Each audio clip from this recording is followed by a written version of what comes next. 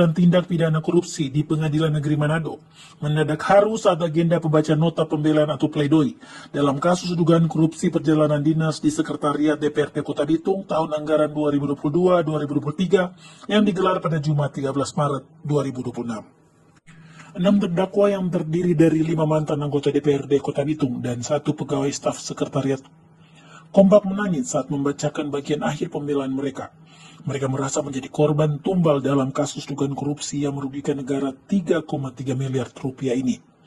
Fakta yang terungkap dalam sidang-sidang sebelumnya, sebenarnya dugaan tindak pidana korupsi ini melibatkan 152 orang, termasuk seluruh anggota DPR yang aktif pada masa itu, termasuk Ketua DPRD Kota Bitung yang terpilih kembali dan saat ini menjabat sebagai Ketua DPRD Kota Bitung, perempuan bernama Vivi Ganap. Semua nama-nama anggota DPR yang ikut merugikan negara sebanyak 3,3 miliar ini diungkap kembali dalam pledoi, dan baik 6 terdakwa yang disampaikan secara langsung maupun lewat pledoi yang dibacakan PH mereka mendesak agar 145 orang lainnya turut diproses hukum dan diadili. Keenam terdakwa dengan suara bergetar dan menangis saat menuturkan bahwa kenapa hanya mereka berenam yang dijadikan tersangka, padahal dugaan korupsi ini melibatkan 152 orang. Keenam terdakwa ini mempertanyakan kenapa mereka tidak diberi kesempatan untuk TGR. Menurut keenamnya, perjalanan dinas tersebut benar-benar dilaksanakan, namun bukti administrasinya tidak sempurna karena mengikuti arahan pimpinan dan kebiasaan atau modus yang memang sudah menjadi modus di Sekretariat DPR Kota Bitung yang terjadi dalam praktek selama ini. Terima kasih rekan-rekan media. Jadi sebagaimana fakta di dalam persidangan ini yang sudah rekan-rekan media ikuti dari sebelumnya, bahkan sampai hari ini kami mengajukan pembelaan kami yang sudah rekan-rekan media dengar sendiri, baik dari fakta persidangan yang kami uraikan dalam pembelaan, sekaligus juga para terdakwa masing-masing menyampaikan pembelaan mereka. Jadi para terdakwa ini pada intinya sudah mengakui kesalahan mereka dan mereka memohon keringanan karena dari 3,3 miliar sekian itu terbukti di dalam fakta persidangan itu bukan hanya perbuatan mereka. Dan tadi terdakwa Beno Mametu menyampaikan bahwa sejak awal dari saksi-saksi pendamping yang kami periksa dalam fakta persidangan, baik dari THL, ASN maupun anggota dewan, itu polanya sudah sedemikian rupa sudah terjadi dari dahulu. Sudah biasa mereka main seperti itu untuk perjalanan dinas, dan itu fakta persidangan yang tidak bisa dibantah. Itu menurut keterangan para saksi-saksi pendamping. Jadi pola ini sudah TSM sejak awal. Dan makanya kenapa itu mereka para terdakwa ini mau menuntut agar kiranya yang sisanya ini yang juga terlibat di dalam SPT yang sama dengan mereka itu juga diberlakukan pertanggungjawaban pidana, karena di dalam 22 SPT yang di dalam dakwaan itu ada nama anggota dewan yang lain, termasuk yang tadi ada yang disebutkan Ketua Dewan Vivi Ganap. Bahkan ada anggota-anggota dewan yang di dalam fakta persidangan menyampaikan keterangannya di bawah sumpah bahwa mereka belum membayar tagihan tuntutan ganti rugi tersebut. Ada yang hanya membayar sebagian, misalnya tuntutan ganti rugi itu 75 juta. Anggota dewan menyampaikan bahwa baru dibayarkan 5 juta. Bahkan ada yang memberikan keterangan palsu di bawah sumpah. Ada yang menyampaikan TGR-nya hanya 1 juta, 2 juta. Padahal ketika kami melihat daftar audit BPKP itu kerugiannya ada yang 100 juta lebih. Ada yang 85 juta.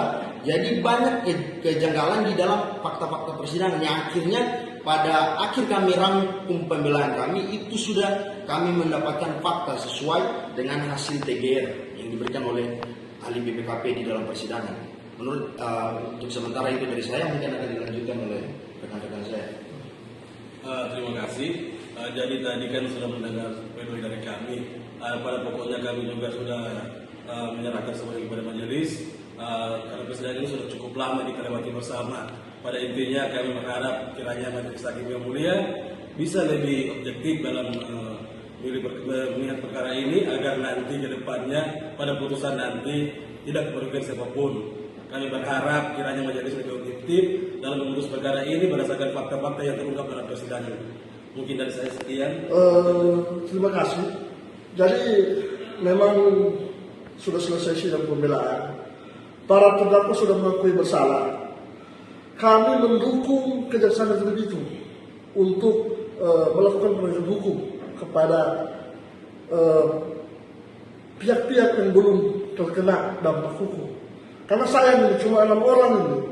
6 orang yang menjadi terdakwa, yang lain kemana? Tidak ada aktor intelektual di sini, tidak ada aktor utama di sini, semua sama. Fakta persidangan menerangkan semua sama. Ahli juga menerangkan, ahli BPK menerangkan 3,3 miliar dia tanggung jawab dari 152 orang. Semua sama, ada kaki, ada tangan, mengetahui. Dan tidak ada aktor di sini. Kami mempertanyakan bagaimana penegakan hukum ini masih cuma 6 orang. Yang lainnya itu sama perbuatan. Contohnya ketua dewan yang dulu waktu itu anggota dewan, kerugiannya 140 juta, hanya berbeda 5 juta dengan yang klien saya itu Pak Deno. Baru ada juga yang klien saya Pak Popong, itu kerugiannya 30 juta, tetap menjadi terdakwa. Bagaimana ini keadilan? Ya, kami mendukung kejaksaan, tapi kalau bisa berikan keadilan. Kalau bisa yang lain diproses. Kenapa takut proses? Karena anggota dewan aktif. Bagaimana ini? Tidak ada yang setahu saya perbuatan pasif, perbuatan pidana pasif, perbuatan pidana aktif itu namanya kalau mens rea dan actus reus terpenuhi tidak bisa timbang pilih, harus dihukum. Kan secara kolektif itu sama, administrasi sama, satu SPT, baru pertanggungjawaban sama. Itu tidak ada yang namanya aktif pasif, semua sama. Jadi kita minta keadilan di sini. Ya, semoga para petinggi-petinggi Kejati sampai Kejati bisa melihat perkara ini. Jangan sampai ada tebang pilih. Jangan sampai klien saya itu sudah mengakui bersalah. Ya, terkait dengan perkara kami tidak mempunyai putusan, kami serahkan kepada majelis terkait dengan perkara. Semua kami serahkan ke majelis, tapi kami bertanyakan bagaimana penegakan hukum. Jangan sakit di hukum ini. Ya, saya percaya tidak saya mampu untuk melakukan hukum ke depannya. Karena faktanya itu jelas, apalagi kemarin sempat ada statement dari mantan kepala kesehatan negeri itu yang sekarang sudah dikejagung Pak Yadi. Akan ada penetapan tinggal menunggu ekspos penetapan tersangka selanjutnya anggota dewan aktif. Kami menuntut itu, faktanya sudah jelas, buktinya sudah jelas. Bahkan klien saya bersedia menjadi saksi kalau memang mereka mau naik, mau diproses hukum ke depan.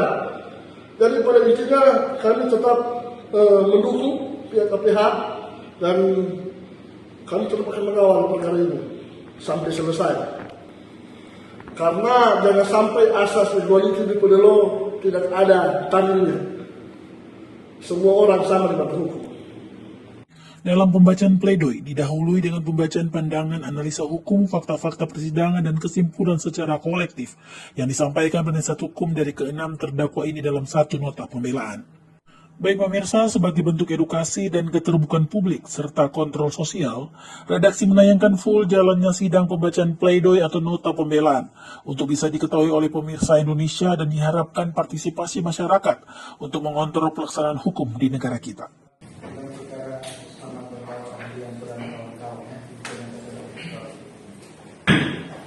Terima kasih. Baiklah, yang mulia